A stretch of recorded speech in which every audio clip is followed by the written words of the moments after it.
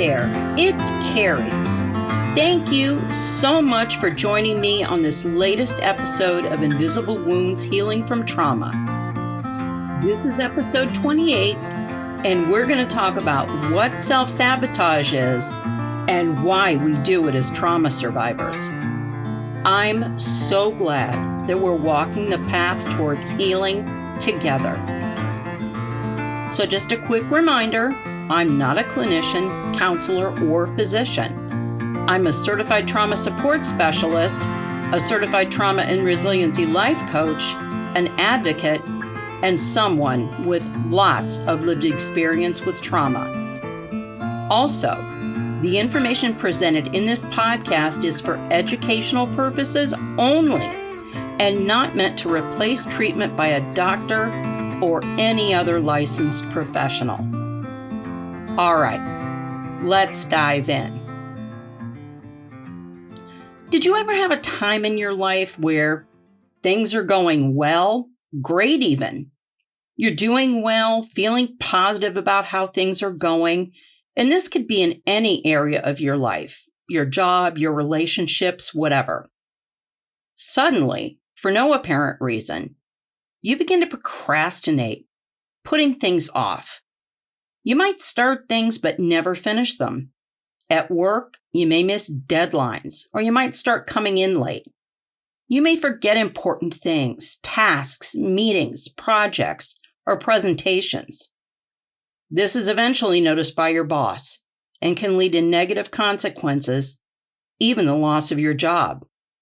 In personal relationships, this might lead to estrangement or even the loss of those relationships. You might start conflict with others or even self-medicate with substances. Self-sabotage is the conscious or unconscious process of destroying or the undermining of things in our lives. It's like throwing up roadblocks or creating things or situations that stop us or hold us back from succeeding. Most of the time, it happens without our even thinking about it. It's unconscious. We want to be successful, happy, and productive. So why do things keep happening to stop us? Why do these negative things keep blocking us from being successful? Well, it's actually a way we protect ourselves in life. When we've been through trauma, our brain is always on high alert. Everything feels like a danger, a threat. Self-sabotaging behaviors can come up for many different reasons. As survivors of trauma, we hold a lot of fear. We are afraid of stepping out of our comfort zone. We're afraid we'll let others down. We're afraid of the unknown. We lack trust. We don't trust others to support us. And that lack of trust goes for how we feel about ourselves, too. We don't have trust in ourselves, in our capabilities. We lack self-esteem and self-confidence. We fear success. What happens if we succeed? Then we'll really have to step up to the plate, be more visible, be more responsible, do more, be more. What if we can't do it? Others may find out that we're a fake, that we're not up to the challenges. What if we fail? That fear of failure is the ultimate fear we have. If we fail, others will see that we really aren't the person that we've said we are. There's something called imposter syndrome, and it's that feeling we have that we're a fake or a fraud. Even though we've had successes in our lives in many areas, and we've shown that we're capable of extraordinary things, we don't really deep down in our souls believe it. We feel that we put up this false self to others. We're high functioning. We can do anything. We can be perfectionists. We agonize, overanalyze, and are critical of every little thing we say and do. We can be filled with anxiety over every move we make. Every mistake, no matter how small, is a catastrophic event. It feels like the end of the world. We also take any form of redirection or criticism very, personally. We may feel like we're being personally attacked rather than using it as an opportunity for growth and learning. We feel that we have to work the hardest, be the most dedicated employee, friend, or partner. The harder we work, the more we do, the more others will see us, see our value and worth. We're looking to others for validation and confirmation, rather than feeling it and looking to ourselves for that worth, that value. With trauma, especially in childhood, we're not taught that we have worth, value, and purpose just as a being that exists in the world. We learn not to trust others, and we don't trust ourselves, our thoughts, and how we view the world around us. We don't trust our gut instincts. We don't see ourselves as having a direction or a purpose. I mean, hell, oftentimes we don't even know what we like. What are your hobbies? I don't have any clue. We weren't taught self-confidence, to love and care for ourselves. We grew up in survival mode, just trying to make it from one thing to the next. So now as adults, trying to function as best we can in a world we really don't know how to deal with, is it any wonder we throw up those roadblocks and self-sabotage? We are so scared of the unknown, of what comes next. We are so scared we'll fail. We won't be good enough. These thoughts and feelings just reinforce what we already feel about ourselves. It's a self-fulfilling prophecy. We set ourselves up for failure. We don't believe in ourselves. Eventually, we throw up those roadblocks, things fall apart, and negative consequences appear. See, we aren't good enough, smart enough, worthy enough. We don't deserve success, happiness, healthy relationships, a rewarding career, whatever it might be. This has happened to me so many times over my life. I've lost count.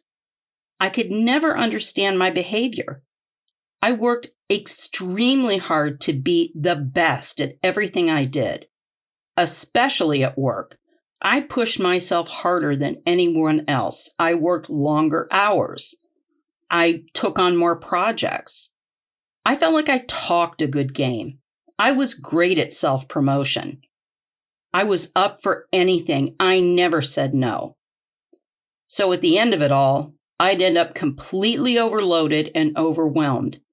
I would start things but not finish them, or if I did, it was at the last minute. They were done hastily and not well. And eventually, my boss would say something about my performance, and I would literally go into freeze mode.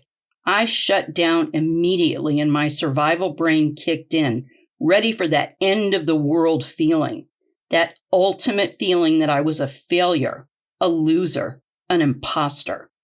Now everyone else would know that I wasn't who I pretended to be. I wasn't who I said I was.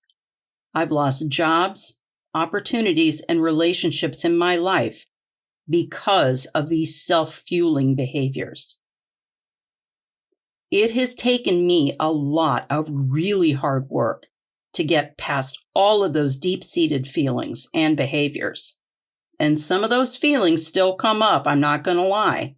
It is really hard to change those well-worn survival autopilot behaviors in our brains.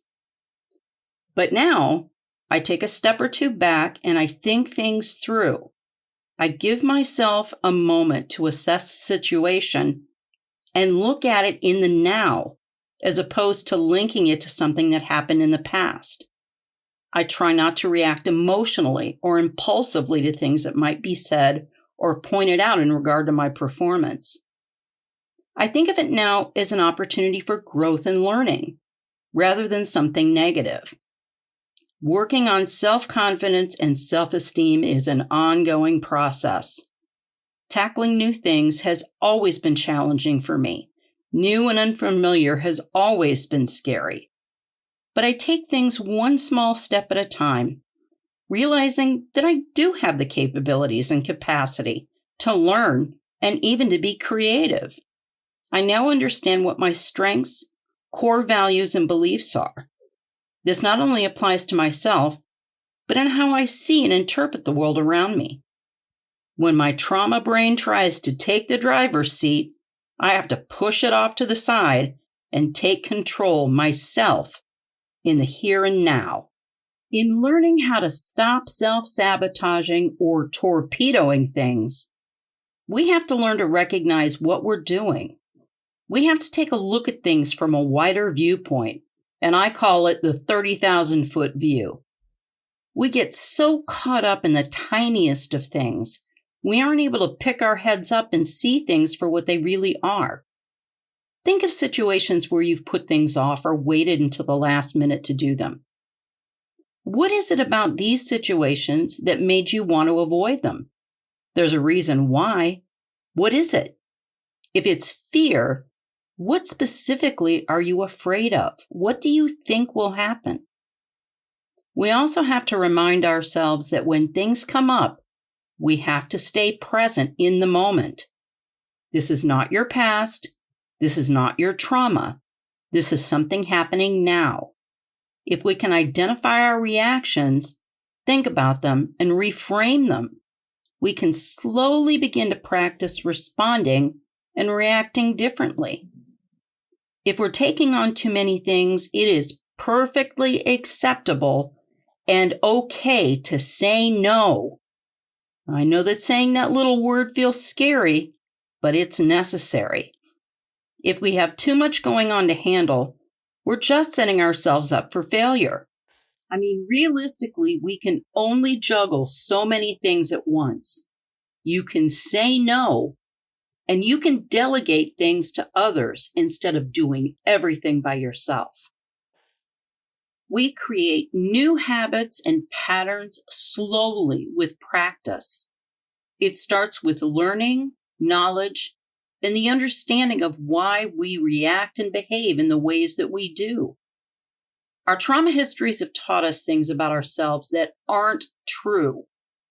Once we've identified these things, we can arm ourselves with the real truth, with the facts that we are capable, worthy, strong, brave, smart, and that we have the tools we need in order to handle whatever comes our way. Look at what we've gone through. We've survived. We're still here. Reminding ourselves of what we've accomplished and how far we've really come is so important in healing. We can take that understanding and build on that through positive reinforcement, focusing on our successes rather than what we feel are failures.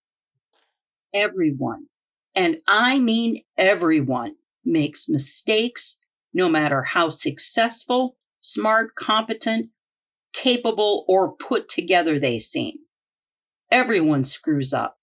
Everyone has fears and doubts. We're human.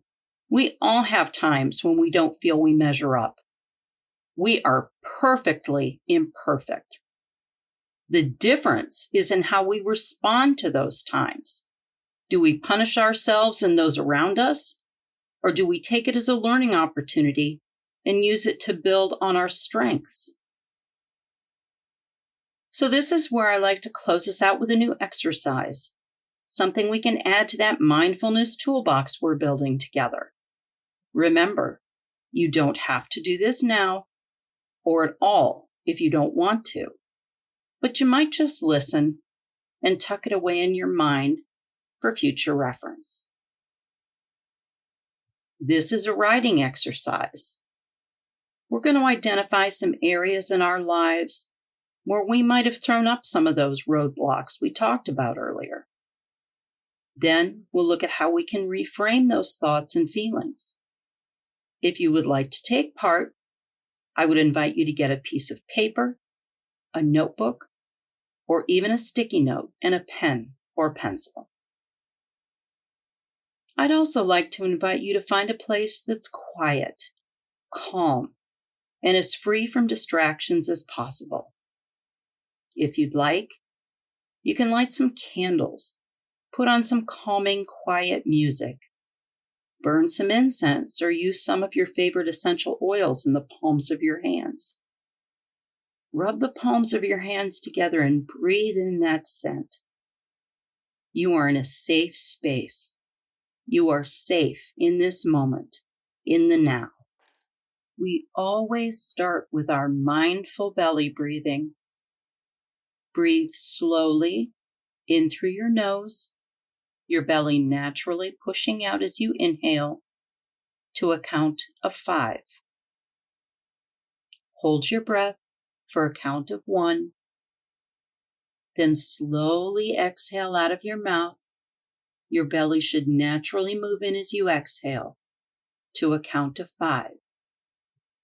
Do this 5 times.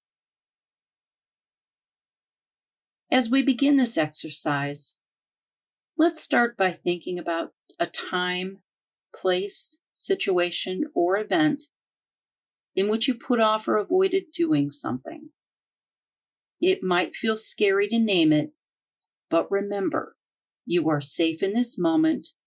This is something that can't really hurt you. It is a thing that took place. That is all. So first, write down this time, place, situation, or event. Next, write down how this made you feel. What feelings, emotions, responses, or reactions did you have? Be honest in your assessment and write down what you really felt, how you responded or reacted. Next, if you avoided or put off handling this situation, why did you avoid or put it off? What was the reason? Write down that reason. Were there any negative consequences that came up as a result of avoiding or putting this off? If so, what happened? Write it down. And then how did it make you feel? Write that down as well. Next, if the root cause is fear, what is that specific fear? What is it that is scary for you about this? What is the worst thing that could possibly happen? If this worst thing happens, can I handle it?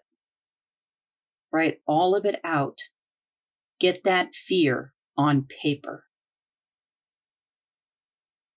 Next, what did your inner voice tell you about how you felt or responded? Write that out. Next, in our minds, when something happens, we all think to ourselves, I wish I had done this instead of that. What if you had done it that way? Was that a real option open to you? Write that out. What did you wish you had done instead of what you did?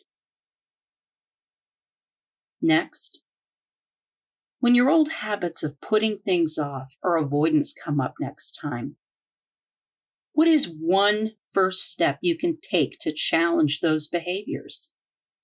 Some examples are you could stop, pause, think things through, ask questions, ask for help, or delegate. Next, the next time your inner voice tells you negative things about yourself, how could you challenge those thoughts? You could think about all of the things you've done well and accomplished because you have. You have had successes and done things well. The last writing prompt is the next time you feel afraid of something, what is one thing you can do to face it? What is one positive step you can take to deal with it. Think about it and write that first step down.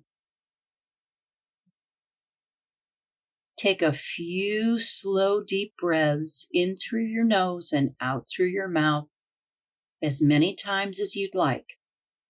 That was a lot, and if you did the exercise or are planning to do it, I hope it was something you found helpful.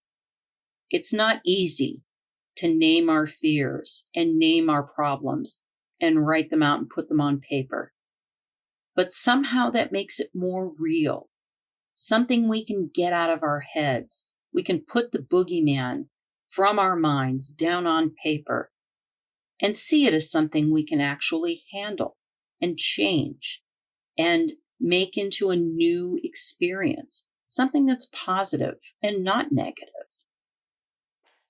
This is just another tool that we're adding to that mindfulness toolbox we're building together. So whenever you need to go to that toolbox and pull out a skill, a grounding technique, a coping skill, a writing exercise, anything you need to feel more calm, centered, and grounded, do it. I've put a list of all of the exercises on my website, InvisibleWoundsHealingFromTrauma.com, and I'll keep adding to it as we go along. I also take each exercise and put it to beautiful music and video and put it on my YouTube channel, Invisible Wounds Healing from Trauma. Please like, subscribe, and share widely if you like what you see and hear. Thank you so much for taking the time to listen today. And please keep on listening. Wherever you listen, please like, subscribe, favorite, follow me, and again, share widely. And what you think really matters to me too. So comment on the show, let me know what you think, whatever's on your mind. You can find me on Facebook at Invisible Wounds Healing from Trauma, on Twitter at Kerri Walker 58, and my website, InvisibleWoundsHealingFromTrauma.com. Look for my new episodes dropping every Monday on all of your favorite podcast, music, and listening apps. Please take extra good care of yourself, and we'll talk soon.